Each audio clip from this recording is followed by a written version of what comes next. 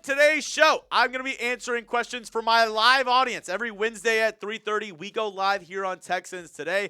This is from my live show on September 10th, 2025. Use hashtag Texans or Super Chat to get on the program, and all the questions are from our loyal subscribers who tuned in to our Texans Today live show. And a quick reminder, I will be live week 2 Monday Night Football, the Texans home opener.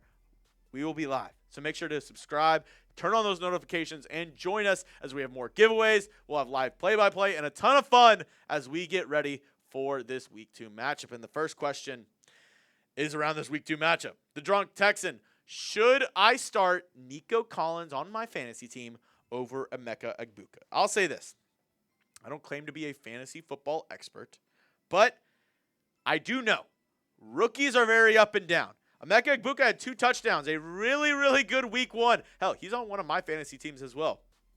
Really good week 1 for the Tampa Bay Buccaneers. Texans defense, better than the Falcons, though. I think, especially if Stingley's matching up against Egbuka, I would put my money on Nico Collins. I would go ahead and start him because I think, especially after only getting 3 catches in that week 1 loss to the Rams, they're going to want to get the ball to Nico Collins more. I wouldn't be surprised if the Texans' first drive, they maybe take a shot deep to Nico Collins to see about getting him involved and see if they can get a splash play to him early on. I would say start Nico Collins over Emeka Egbuka. All right, here we go. Brendan D'Souza, hashtag Texans. Do you think the Texans are going to use Woody Marks this weekend? I hope so. I talked about on my live show there was a glaring weakness on this Texans team, and it's on the interior of the offensive line. And a guy like Woody Marks, I think, can help that in the screen game. That's why they drafted him out of USC, because he's really good catching the ball out of the backfield. So if they're able to get him involved in the screen game, some of those, running through the air. So, pass plays where he kind of motions out and it's a quick throw to him. I think getting him involved in that way can really help this offense open up a little bit more, especially against a stout front with this Tampa Bay Buccaneers team. They have Vita Vea, a massive dude. They also have Kalijah Kancey, another good defensive lineman. So I really, really hope they could use Woody Marks just a little bit more in this Week 2 game. Let's look at Nelson Tang's world. Is Nico Collins' Week 1 performance a red flag or not? I would say no. I think it's kind of a little bit on Nick Caserio, the new Texans offensive coordinator. I don't love the game that he called. Only 3 receptions, 25 yards. He was only targeted 5 times. He had 1 ball on the first drive that maybe should have been a catch. It was a really good back shoulder throw by CJ Stroud. But I wouldn't say it's a red flag whatsoever. I would say as long as Nico Collins is healthy, we're in a good spot. We just need to try to get him the ball a little bit more. The Texans offense could never get into a rhythm. Let's see if they can change that in Week 2. I wouldn't be too worried. Nico Collins is still, athletically amazing and talented enough to be, I would say, a top 5 receiver in this league whenever he has everything put together. Amanda Pearl, hashtag Texans. Should we be worried about the depth of the O-line, and should we trade draft picks to get a star to protect our guy? Yes. Yes, we should be worried about the Texans offensive line. And I kind of like the fact that you brought up, should we trade to get another offensive lineman? Because when we look back at it, like him or not, the best Texans offensive lineman in the past 5, 6, 7 years has been Laramie Tunsil. The Texans did not draft him. They gave up a ton of draft capital, actually, to trade for him from the Miami Dolphins. And I'm not saying I want the Texans to go out and trade multiple first-round picks for another offensive lineman, because I like what you have in Ariante Ursery as a left tackle. But I wouldn't mind trying to go out and maybe trade for a guy, I don't know, like I actually have a couple listed right here. Maybe like a Eric McCoy from the Saints, a Jackson Powers Johnson from the Raiders, a John Michael Schmitz from the Giants, and Ethan Postich from the Browns. A bunch of centers that I think the Texans, oh, thank you, Lopez, a bunch of centers that I think the Texans could look to try to get. So I wouldn't mind whatsoever if the Texans use some draft capital, maybe one of these really good defensive tackles that they have a bounty of them. They're able to dangle one of those as like, hey, a trade chip. We need an offensive lineman. Anybody need a defensive lineman? That will help a ton for this Texans team, and I wouldn't mind it whatsoever because the Texans so far drafting offensive linemen A lot of misses. Blake Fisher, Juice Scruggs, Kenyon Green.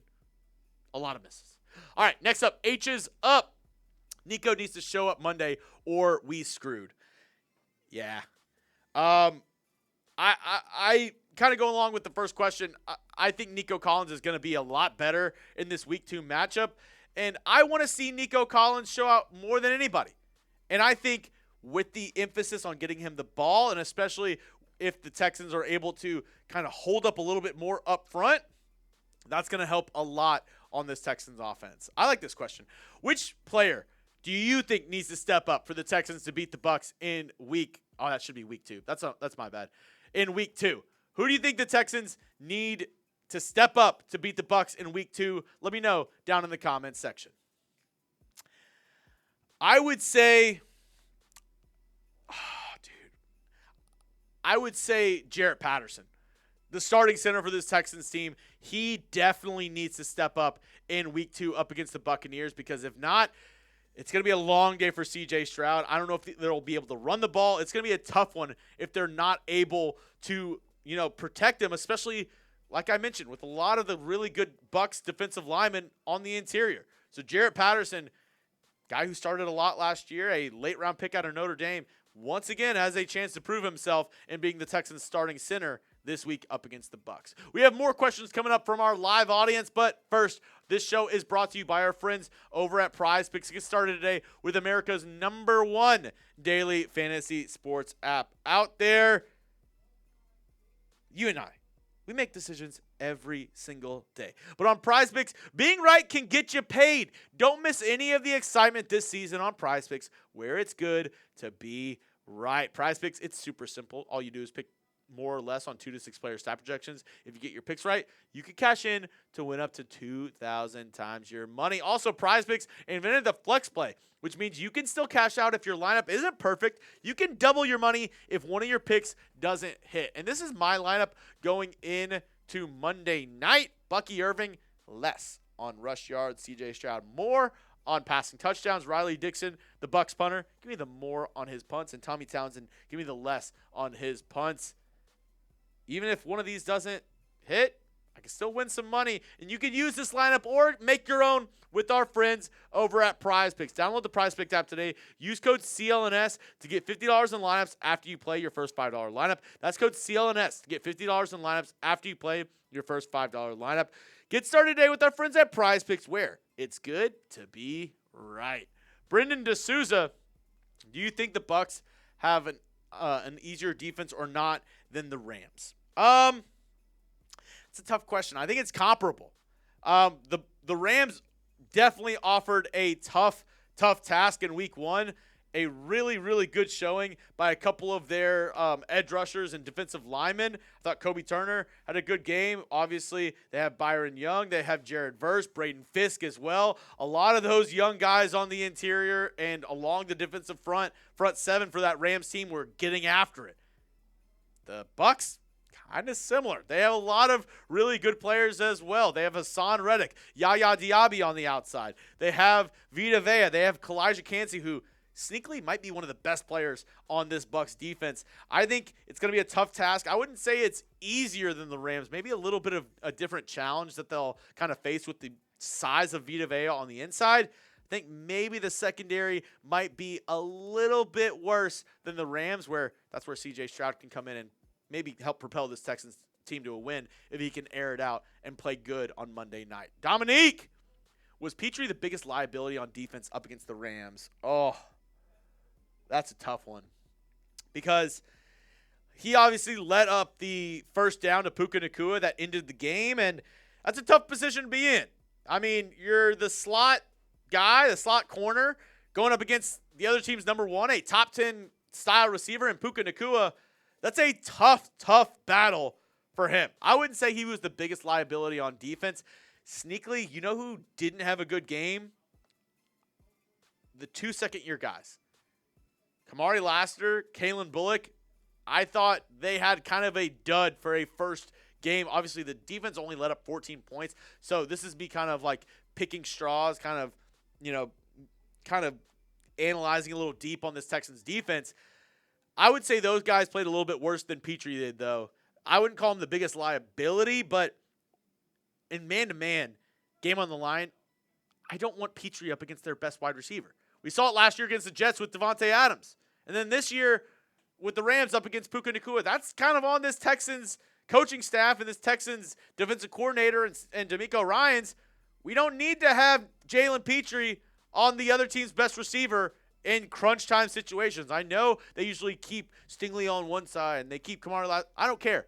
In that situation, Derek Stingley should have been on Puka Nacua. I don't care what you say about it. Craze, Texans, would you trade Stingley for a better O-line? This is a loaded question. Like, are you saying the entire offensive line is better? Because, that's a tough one. Let's say you get like a franchise left tackle. Yeah. I mean, it's tough because he's saying some O-line. If it was one player, no. If you could tell me I could trade Derek Stingley, though, for 2 above-average starters on the offensive line, I might take that. Because we've seen it before. If you have one good offensive lineman, that does nothing. You need a unit. So if we're able to get 2 good starters and then add them to maybe Ursery and then maybe, Titus Howard, right tackle, like 2 good interior starters, like a, maybe top 5 center, a top 10 guard, I might consider that. Derek Stingley is amazing. Absolutely amazing. Last year was a top 2 corner in the NFL. But this offensive line has been a problem for the past couple seasons. If we were able to mitigate that, that would help a lot of the problems. So, a tough question here. Obviously, I love Derek Stingley. I don't want to trade Derek Stingley. But if it meant that we got 2 amazing offensive linemen, if it was 2, that would be a tough question. Let me know down in the comment section, what would you do? Derek Stingley, would you trade him for 2 really good offensive linemen? Give me a yes, give me a no. I'm interested to see what y'all have to say on this one. Next one, Aggressive Andre. If Joe Mixon is out there for if Joe Mixon is out for the rest of the year, do the Texans make a move?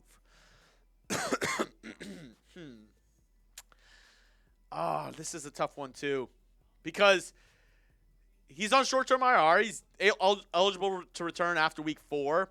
Texans have a bye week in week 6, and then I believe the trade deadline is probably, I think it's like week 8 or week 9 of this year.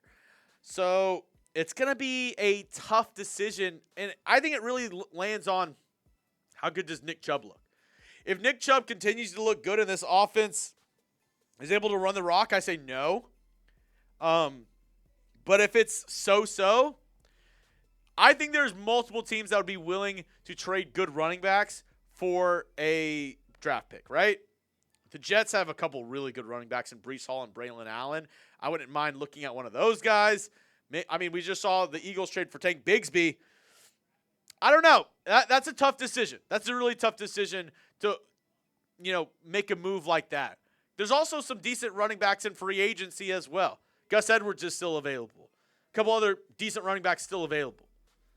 So, for right now, I'm leaning no. I'm going to lean no. Let me know what you think, though, down in the comments section. Do you think the Texans need to add a running back? Especially if Joe Mixon isn't good to go for the remainder of the season.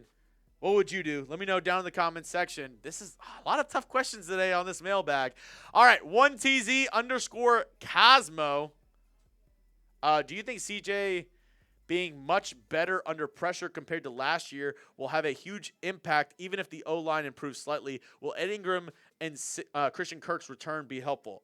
Last part, 100% yes. I think having Ed Ingram at right guard, he was the highest graded Texans offensive lineman per PFF during training camp and during the preseason.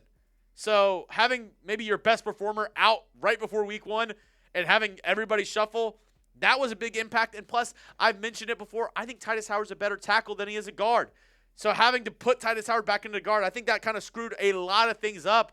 And I think C.J. Stroud being better under pressure compared to last year, it is a huge impact. We already saw it in week 1. Even though the offense didn't play well, C.J. used his feet a lot more in week 1 of this year than he did a lot of the times in the regular season last year. His ability to get first downs with his legs is going to be huge if he's able to continue to do that and the O-line improves each week. I think this Texans offense can be good by year's end. Quick reminder, we will be live week 2 whenever the Texans face the Bucs on Monday Night Football. It's a little bit of an early kickoff, 6 o'clock Central Time, so be there. Make sure you're tuned in for our live watch party as we break down everything around this matchup and give play-by-play, giveaways, and a ton of fun as we root on the Texans to get a dub in Week 2.